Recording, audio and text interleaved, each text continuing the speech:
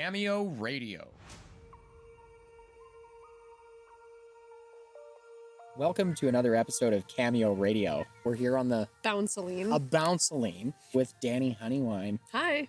And we've got a mini-series presentation of the new Renaissance, a stroll through the victimhood. Yeah, this mini-series has actually come from really good feedback from our very own Inner Circle community. Yeah. Who are helping us to grow and learn and make this a better listening experience. So let's introduce this mini-series. It's a stroll through the victimhood.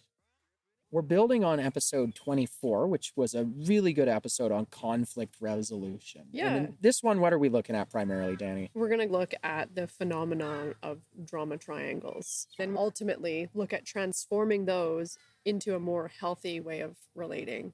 Create a better context for life. Yeah, and we're going to give that some context by identifying what it is. You know, and there's three levels to this drama triangle. Phenomenon. It's a relationship pattern, right? So there's the internal ones to an individual, it's personal. There's the interpersonal, and then in the immediate relationships around a person, and then it's the communal and societal level, right? Yep. And that branches out into bigger aspects. Absolutely. So we're going to really dig into the contemporary system, and then we're really super excited that we're going to get to look at a true unicorn example of solutions completely from the grassroots. Totally grassroots stuff. And that's where we're seeing a change, you know, pilot projects that make differences, not these ingrained things. So the introduction into victim mentality and how it builds the victimhood. And I like that victimhood thing because it's like, welcome to the hood. They're down in the hood. Down in the hood, you know, and people get stuck down in there. So we touched on the three aspects. Yeah, so there's three roles. There's always going to be a victim, right? And then the other roles can be called things like an abuser and a rescuer. Right. Or you can have the victim and the villain and then the hero. Right. Or you can have the victim and then the persecutor and the savior. Right. These are sort of the different lenses that have been put on drama triangle throughout the ages. Right. Really. It's just the natural isness of that particular business. But the one common denominator in all of those scenarios is that there's a victim. There's always a victim. This turns into an epidemic in culture and in society, and it becomes institutionalized. It can become institutionalized. And really at the base of that is that people are what create those systems and institutions. So whatever is happening in people and with people is what we will see manifest microcosm to macrocosm. So let's look at some of the challenges in these issues.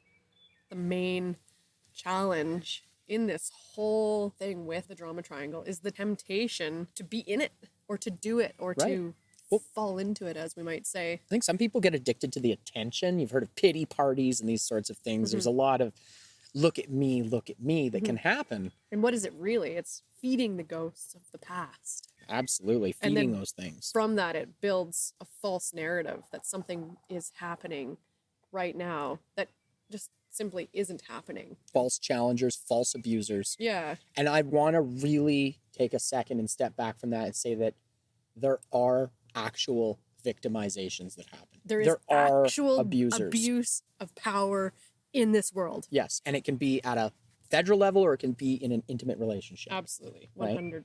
Yeah. And so, like, not to diminish the fact that it exists, but building false challengers and abusers is a big problem. That is a nasty, nasty issue.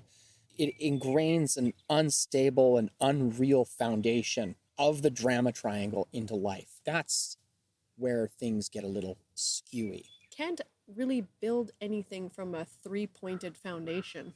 No. You try to create a three-sided platonic solid. It doesn't work. Doesn't work. You can't. Four sides. Yeah. That's why it's a foundation. Yeah. If we're talking two-dimensional here, you can draw a triangle. But yeah. So there you go. It's the temptation to build the victimhood, which doesn't go anywhere. It doesn't. It's very ingrained. It's very trapped. It's very isolating. And it may ultimately self-perpetuating. Yeah, and ultimately it maintains suffering, which is the thing that all of the sages of the ages have come to teach us. Like the great ones, like the really great ones, Buddha, Christ, Krishna. This aspect of suffering. that we are not that. We are not that. It is an experience. That we are in the world and we are not of it. Absolutely. Those are very, very important. We don't want to be maintaining suffering. Really, we want to become a student of these things. Creator of our own destiny. That's right. And we have to find the coaches and the teachers, and we have to be able to recognize them. Yes, and that's probably one of the most difficult steps in the whole process is to come to that. Well, and the old saying, the adage, as it were, when the student is ready, the master will appear. Because the masters are everywhere. They're everywhere. And you made a great point. You made a great point about this earlier. You know, it could be a thing. It doesn't have to be a person. Your teacher could be a cup of coffee and a nice warm glow of sun on your skin. The object of conflict could be anything. Realizing what it is, and is it a false narrative? Am I blatantly looking to be indignant towards the world because I like it, because I want to be mad about something? So people create false rage on all sorts of things. So yeah, recognizing the coaches, teachers, and allowing those masters to appear in whatever form they take. So that test really becomes the hero's journey in a lot of ways, because you become the hero of your own story. And there still will be, quote, enemies or call it challengers that arise on the journey. That doesn't go away, but the awareness and the way that they're looked at is different.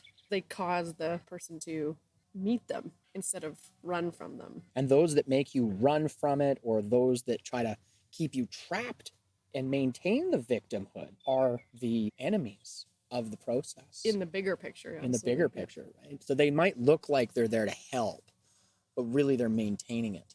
False teachers, false doctrines.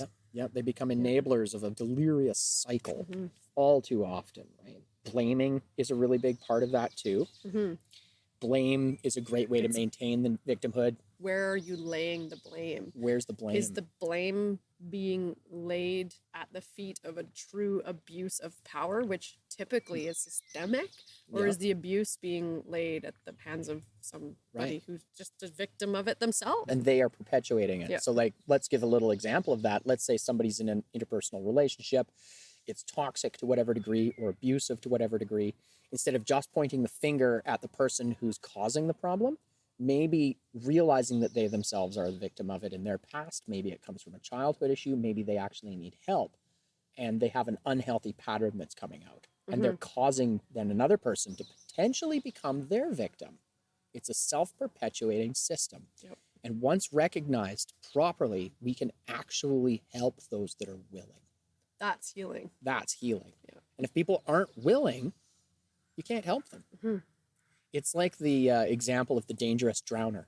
You can't save somebody from drowning if they're trying to clamber all over you and use you like a lifeboat, because you're both toast. So there's so many examples we could go into, and we will in the rest of these things, that really takes us into where we're going with this mini-series, which is really fun. Part 2, we're going to look at a macrocosmic level in our society. So we've got a really awesome example from a federal level legislation that's leading to further victimization and institutionalization of the victimhood in Canada. And you mean further because it's already happening, and what they're pushing for at this federal level is going to make it infinitely worse. So has the potential to. It has the potential to. So stay tuned for that one. That's going to be on part 2. And then in part 3, we're going to bring it back to reality, and we're going to look at an example at a very local level of what is happening with law enforcement. What are the tools and tactics that they're using, and what is the truth of the matter? Now, I just want to qualify that point when you said bring it back to reality. What's happening on the federal level with bills, acts, statutes, regulations, these sorts of things are legal fictions. And when those things are put into action at a local level by law enforcement, they become reality. They're now happening to people. So I just wanted to touch on that's where it becomes reality. Exactly. Is at that local level. That's how our system is set up currently. It doesn't come from the bottom to the top. It comes from the top to the bottom. It affects us. So we have to look at it from that perspective, which is what we're going to do. We're going to do part 2, we'll look at the top. Part 3, we'll look at the local. Basically the bottom. In part 4, we're going to have this special interview with founder of Treehab, which is a reintegration program for institutionalized men specifically. And you mean institutionalized because they've been in prison? Yeah, prison or drug addiction. Basically, those two forms of institutionalized victimhood. It should be really interesting. I'm really excited to present that to our listeners. And that's going to look at more of the lasting impacts and solutions in real people's lives. That's really where the rubber hits the road. Absolutely. And where do we go from there, right? So it's a unicorn. This is a unicorn. It's totally a unicorn. Yeah. We also have this great victimhood skit just to highlight a little bit of an example of what it might be like to take a stroll through the victimhood. Let's have a little fun. The Victimhood, a skit brought to you by the Not So Real Life Network. The main character of our story, a student traveling to the campus, receives an urgent phone call to arrive early and decides to take a shortcut through the hood. Hey, I'm headed there now, just walking along the road of life. Yeah, should be there by 8 o'clock. Oh, I must have got the times mixed up. I think there's a shortcut up here. I'll be there as soon as possible. Finding a shortcut, our main character becomes trapped in the victimhood. Holy smokes, what kind of hell did I wander into? Hey, get down! What are you trying to get killed? They're coming for us. They're coming for you too. Who is? You're lucky I found you. Don't move a muscle until I say so. I'll be right back. Upon wanting to leave this scenario, our student meets a hood rat in hiding. This is madness. I can't stay here.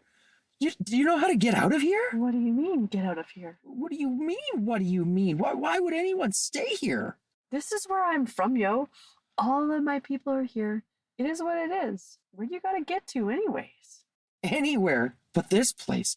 I'm on my way to the campus. What's a campus? It's a college of minds, a place of great resources where we can all work together. Nothing like this would ever happen there. Sounds like a daydream or a dream come true. I mean, I wish I could get out of here, but there's nowhere to go. Well, I'm sure you can if you want to, but I am not sticking around here. I've got to go. Well, look, you should wait until Mike gets back. He said, don't move, you know? Like, you should listen to him. I'm pretty sure it's clear I'm not waiting for anybody. As our student begins to find a way out, suddenly he hears his newly made friend's desperate cries for help. Ah! Help! As things go terribly wrong, in the hidey hole he just emerged from, a brutal conflict ensues. Our faithful student is able to save his newfound friend. Unfortunately, in the conflict, he is injured and is unable to leave. Thank you so much. You saved my life. Are you okay? I think so. It's not that bad. There, let me try to stand. I don't think I can walk on this. Not safe here. Help me move him. He knows how to get out of here. His new friend has brought him into the fold of other people who wish to escape the hood. They revive and re-energize our faithful student, who then leads as many of them as possible out of the hood and away from the gatekeepers and thugs. Try to relax. I'm gonna get you something to eat. Thank you. Thank you so much. Oh, how do you know you can trust this guy? Something just tells me that he's got a plan and he knows where he's going. He's gonna help get us out of here. Here you go. Thanks. Oh, it's really good.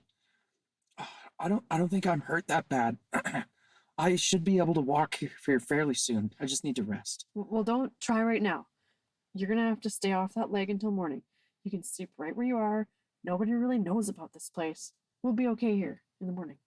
Okay, thanks so much. Good night. He did manage to catch a few winks before morning. Good morning. I see you're up. Yes, so far so good. I think we better get going. What's the plan? My friend here says you know somewhere other than this place. Yes, the campus. I'm terribly late by now, I'm sure. You've helped me so much. You can all come with me if you want. We've decided we are willing to take the risk. Whoever is ready and wants out of here, we move in 5 minutes. I just checked the alley. It's clear. Let's go. Hold on here. I see one of them thugs coming. Get low. It's not safe out here. What are you up to? It's best to stay safe out here. Out swerving. Okay, it's clear. There's a wall at the end of this alley. If we get over it, we can move through the field. That's where I'm counting on you to know where to go. No problem. Let's get everybody over there. Upon arriving at the campus, our faithful student and the no longer hood rat are free of the oppressive burden of the victimhood. Hey, thanks for bringing me with you. Yeah, I'm glad I did. Thanks for looking after me back there. You're welcome. That's what we do. It certainly is.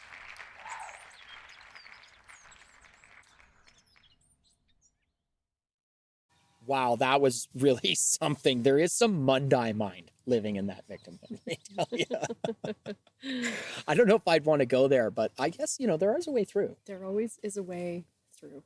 There always is. Sometimes you can't go around stuff. So ultimately, It's taking responsibility. finding this in-depth conversation to get to this point. Finding and accepting the truth. What is that taking responsibility? It's finding and accepting the truth. That's the transient experiential aspect of it. Mm-hmm.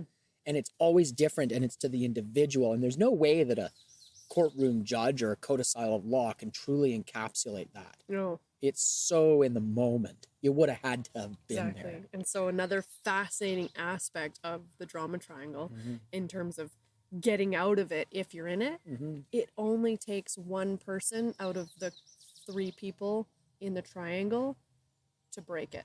It also can take one person to create it, and they can transfer it around. One person can keep playing victim and find other people to perpetuate. But if they're not there, it won't happen. Absolutely. So getting out of it, right? Right. And then not falling back into it. Or if you got to take that stroll through the victimhood. If you got to take that stroll through the victimhood. And maybe that's what happens, if one person in that triangle pulls the pin and shows that they are not the abuser. And they start walking away. Or that they are no longer the enabler. Yep. And they walk away. The person who's trying to maintain it might try to find another one. If they can't, it's going to be a lonely walk through the victimhood.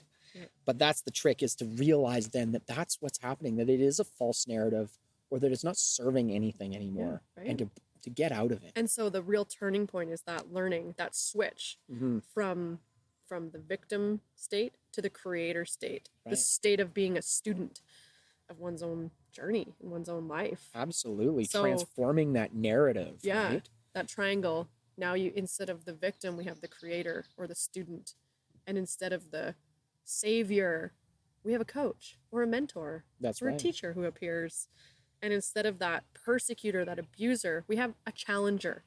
We have somebody who is presenting the challenge point to the narrative.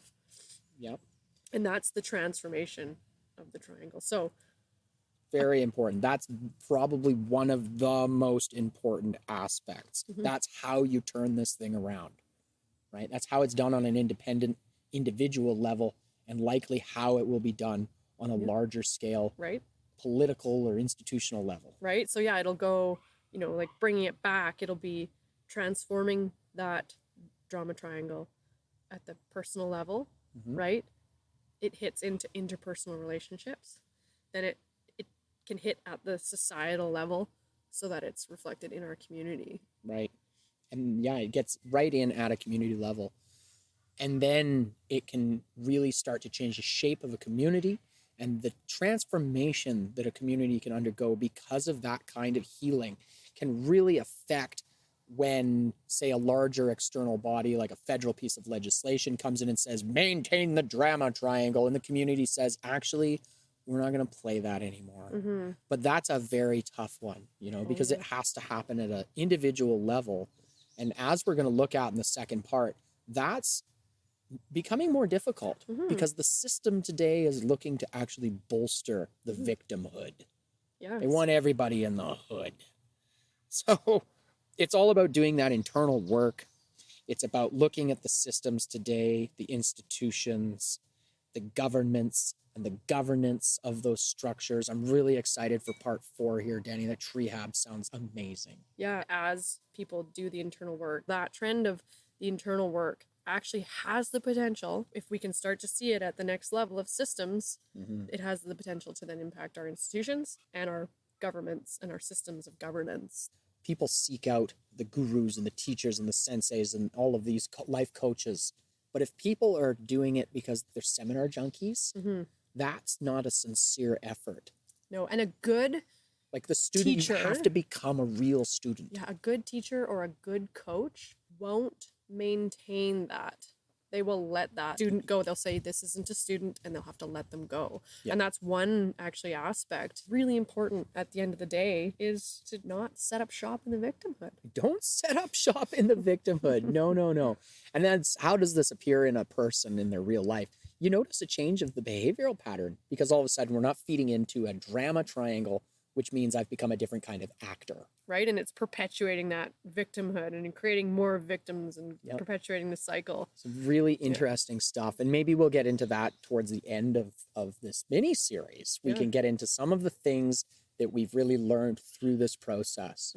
Well, I think that sounds really great. So definitely taking responsibility, finding and accepting the truth of the situation and taking action from there. Absolutely. Not from setting up in the victimhood. No, what's the saying here? We've got, you say this often, when you're walking through hell, keep on going before the devil even knows you're there. Absolutely. Amen. And that's the thing, if you find a way to take a stroll through the victimhood, maybe others will follow you. Thanks for joining us on Cameo Radio. Thanks for coming today, Danny. Yeah, go sign up, log in, you can follow. This is a new Renaissance presentation. We've got a TikTok channel and all that. We hope you've enjoyed this recording from the Trampoline Studio. Yeah, the Bounceline. The Bounceline. We've got some beautiful background sounds here for everybody today. So don't forget to follow all those things that Danny mentioned and stay tuned. Get tuned. Oh, yeah, that's right.